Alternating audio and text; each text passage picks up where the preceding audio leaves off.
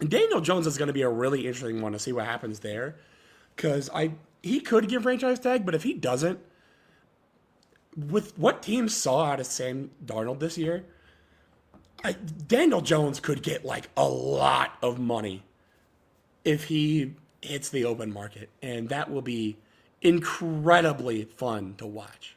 The Daniel Jones one is interesting, like you said, because there are some teams that like could use good quarterback play.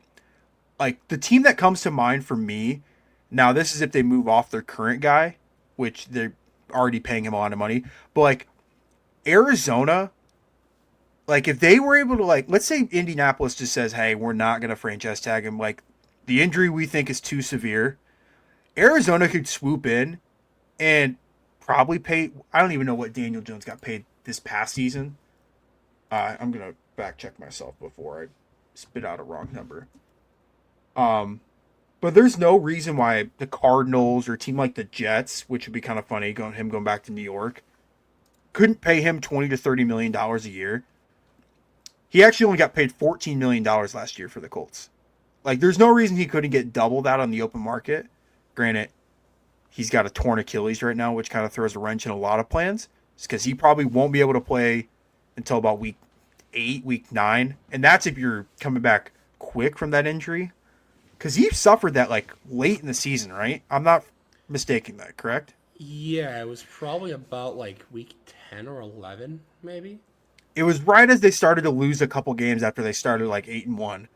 Yeah. And so he's not coming back till like the middle to the end of the season in 2026.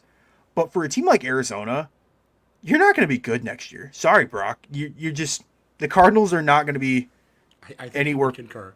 Yeah, or a team. I don't want to say the Jets just because the Jets will find a way to ruin it.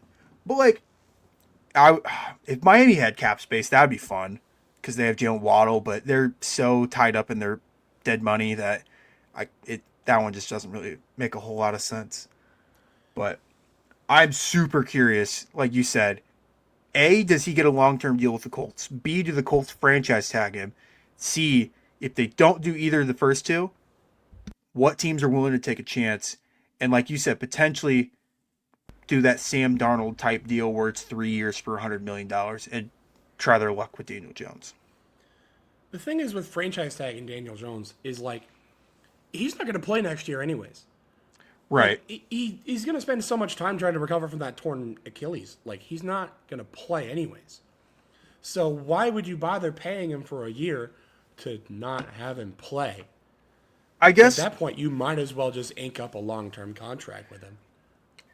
I guess if you're the Colts though, this the 5% that it makes sense is that like you're not super committed to Daniel Jones and you want to see how this plays out and you would rather pay him 47 million this year and let's say they're wrong and he's just not good and then they can let him go in the free agency next year versus kind of like what the Giants did.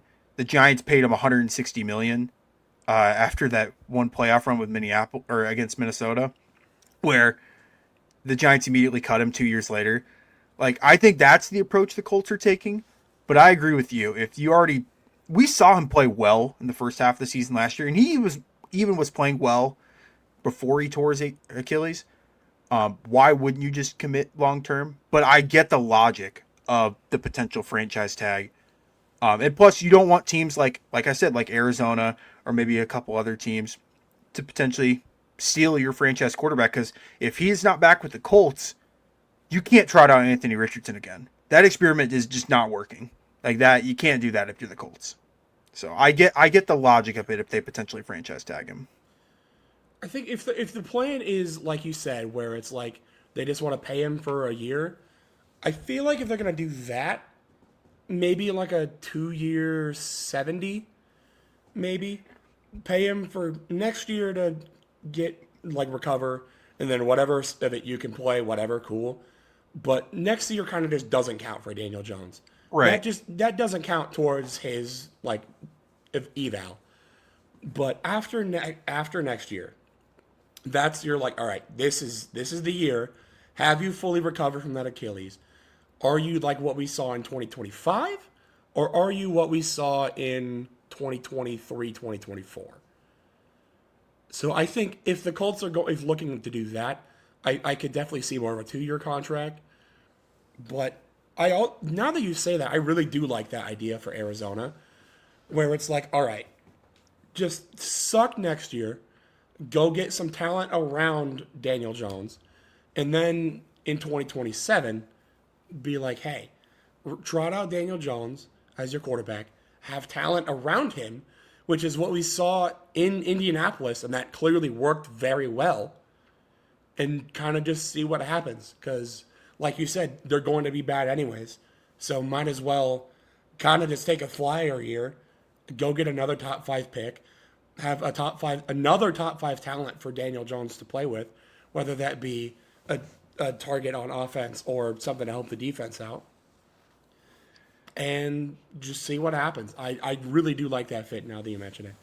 And it would probably mean Kyler Murray kind of just has to be gone. Yeah. If he isn't already booking a flight to East Rutherford to go be the Jets quarterback, I really don't even know. Like, who's to say what's going on in Arizona right now? That's a mess, and it's all right. Jones last year had easily, I would say, second best season of his career. 19 passing touchdowns, 3,100 yards, 68% completion percentage. That's the highest completion percentage of his career and the second highest yardage total of his career and second highest passing touchdown total, I should say, of his career. So he played well. That's in like 2/3 of the season as well. Yeah, like it's in 13 games. To a full season, that's probably pretty clearly his best career. Yeah. He only started 13 games last year and obviously got hurt in the middle of the last one.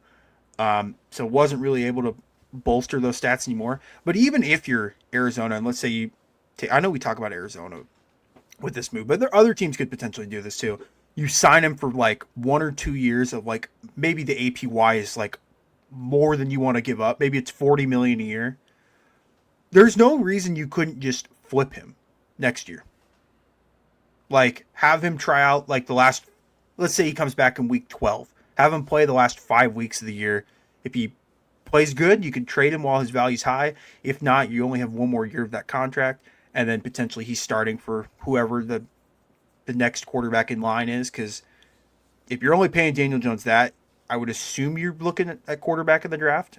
But that one, I didn't realize it when I put this in our notes, but that's the most interesting one if the Colts end up pulling the trigger on that. But we will see.